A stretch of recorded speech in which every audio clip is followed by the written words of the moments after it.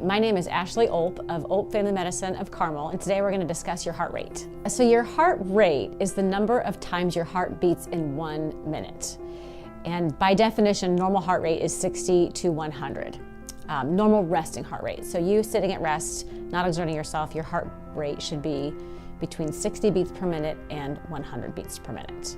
In general, the more fit you are, the lower your heart rate is at rest. And so some highly trained athletes will have heart rates even in the mid-40s because they're just very fit. So their heart becomes that much more efficient and they don't need to have as many beats per minute.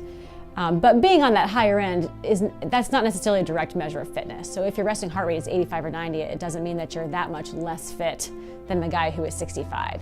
It's really sort of very individualized. And then heart rate will vary with activity. So your heart rate's going to automatically go up with just activities of daily living. If you're walking through the grocery store, walking through a parking lot, you're going to have a more rapid heart rate. And that's because your muscles are requiring more oxygen and blood flow. So your heart rate has to pick up to keep that blood flow going.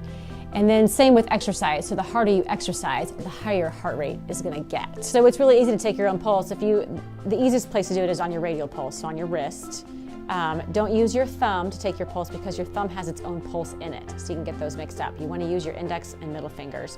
Put it right there over your pulse and just count the number of beats you feel in 6 seconds and then multiply that by 10. So if your heart beats 6 times in 6 seconds, you multiply 6 by 10 and you have a heart rate of 60 beats per minute. If you have questions about your heart rate or heart disease in general, come and see me at Olp Family Medicine of Carmel.